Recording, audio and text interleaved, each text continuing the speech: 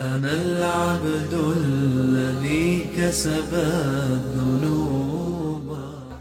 Assalamualaikum warahmatullahi wabarakatuh. Kami dari keluarga besar Bapak Mahmur dan Mama Ajah mengucapkan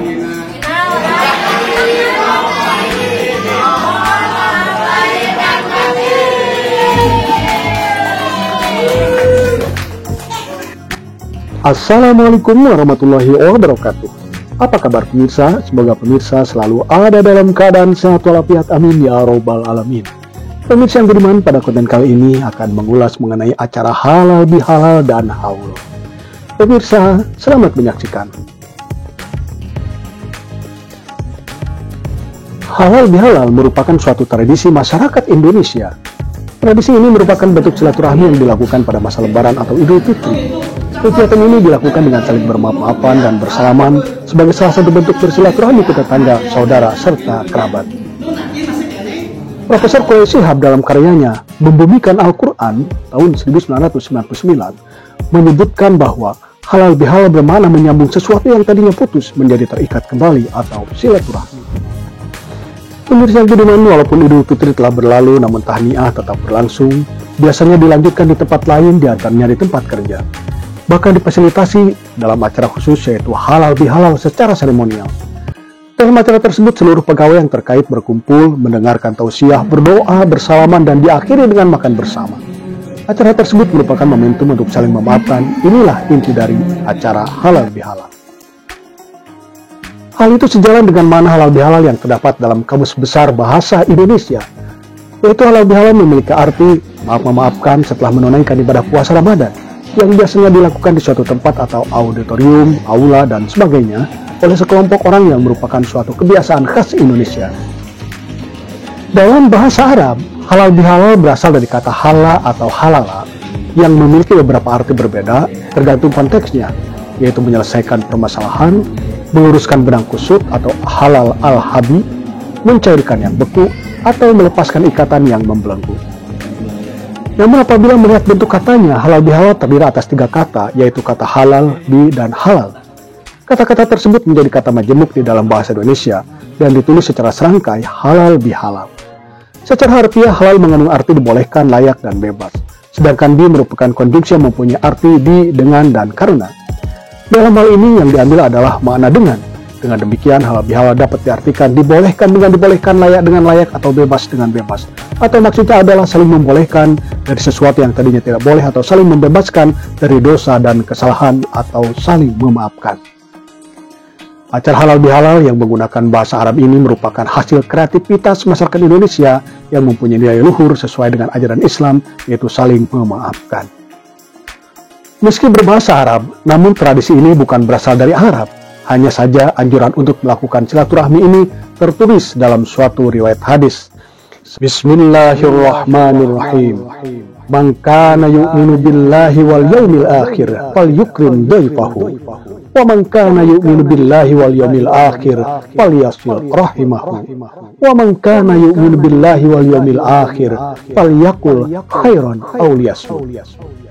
Yang artinya, hadis dari Abu Hurairah radhiyallahu anhu dari Nabi Muhammad SAW yang bersabda, siapa saja yang beriman kepada Allah dan hari akhir, hendaklah ia memuliakan tamunya.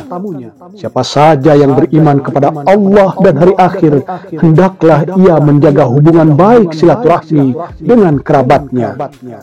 Siapa saja yang beriman kepada Allah dan hari akhir, hendaklah ia berkata yang baik atau diam. Hadis riwayat Bukhari dan Muslim. Kemudian, Bismillahirrahmanirrahim.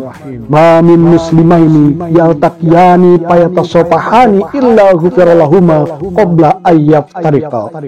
Yang artinya, tidaklah 2 orang muslim saling bertemu kemudian berjabat tangan kecuali akan diampuni dosa-dosa mereka berdua sebelum mereka berpisah. Hadis riwayat Abu Dawud dan At-Tirmidzi.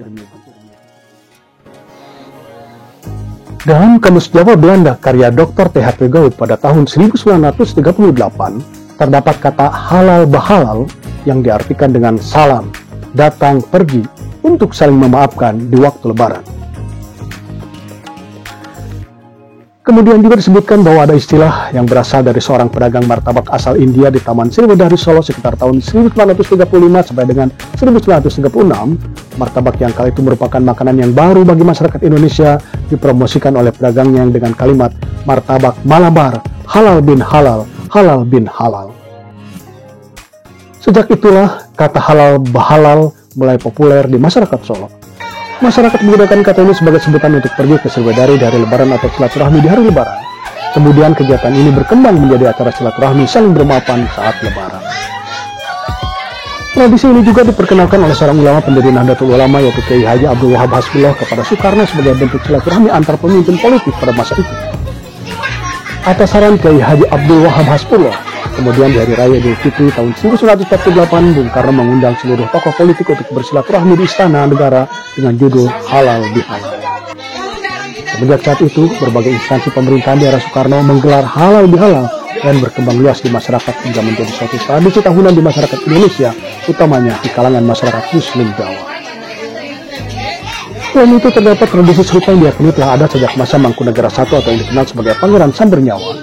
Pada saat itu, Pangeran Sambernyawa mengadakan pertemuan antara raja dan para punggawa dan prajurit secara serentak di balai istana untuk menghemat waktu, tenaga pikiran, dan biaya setelah salat Idul Fitri. Pada pertemuan itu diadakan tradisi sungkem atau saling memaafkan kepada raja dan permaisuri. Kegiatan ini kemudian mengilhami organisasi Islam untuk menggelar tradisi serupa dengan istilah halal bihalal. Esensi dari halal bihalal ialah jika orang berpuasa, maka Allah Subhanahu wa Ta'ala memaafkan kesalahan dan dosa-dosanya, maka kesalahan dan dosa kepada Allah Subhanahu wa Ta'ala, haqqullah, dapat diampuni jika seorang hamba memperbanyak istighfar dan amal ibadah. Namun jika melakukan kesalahan kepada sesama manusia atau hakul adami, maka Allah Subhanahu wa Ta'ala mengampuninya jika di antara sesama manusia tersebutlah saling memaafkan. Maka dari itu, disinilah letak esensi dari dilakukannya tradisi halal bihalal. Tradisi saling memaafkan ini sejatinya dapat dilakukan kapan saja, termasuk saat momentum pasca hari Idul Fitri. Jika ditinjau dari segi kebudayaan Indonesia, halal bihalal merupakan turunan dari bentuk silaturahmi. Kalau kita lihat secara umum, ini khas Indonesia sebagaimana adanya tradisi mudik.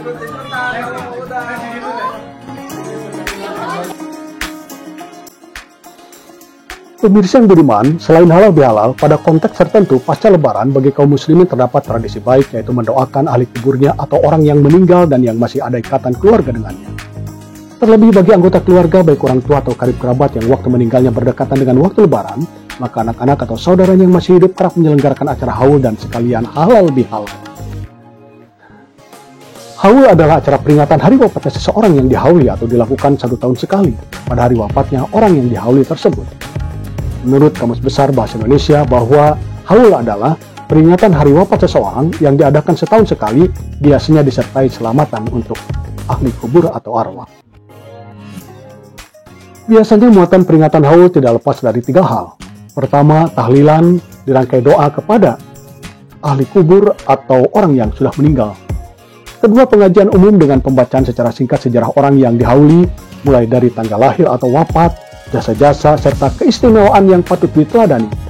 Ketiga, sedekah bisa diberikan kepada orang-orang yang berpartisipasi pada acara tersebut maupun yang diserahkan langsung ke rumah masing-masing. Status hukum 3 hal tersebut berkaitan dengan menentukan hukum haul. Poin pertama misalnya mendoakan orang yang sudah meninggal dunia, mayoritas ulama dari 4 madhab, sebagaimana diterangkan Syekh Kiai Haji Ali Maksum Al-Jogjawi atau dari Yogyakarta dalam kitab Hujjah Al-Ahsunah wal Al-Jamaah, berpendapat pahala ibadah atau amal saleh yang dilakukan orang yang masih hidup dapat atau bisa kepada orang yang sudah meninggal dunia. Kemudian yang kedua yakni pengajian, selama tujuannya semata-mata untuk memberikan wawasan, bimbingan dan dakwah yang meningkatkan kualitas ketakwaan kaum muslimin dengan jalan memperluas pemahaman mereka tentang ajaran agamanya. Tujuan tersebut dan tidak menyimpang dari ajaran Islam, yakni pelaksanaan amal ma'ruf nahi mungkar, maka tentu berpahala jika dilakukan. Terakhir, kegiatan haul dengan bersedekah. Sedekah yang pahalanya diberikan atau dihadiahkan kepada mayit atau ahli kubur atau orang yang sudah meninggal pada dasarnya diperbolehkan. Karena hal itu termasuk amal saleh, maka dengan sendirinya haul itu sendiri tidak dilarang, bahkan merupakan suatu amal yang sangat baik.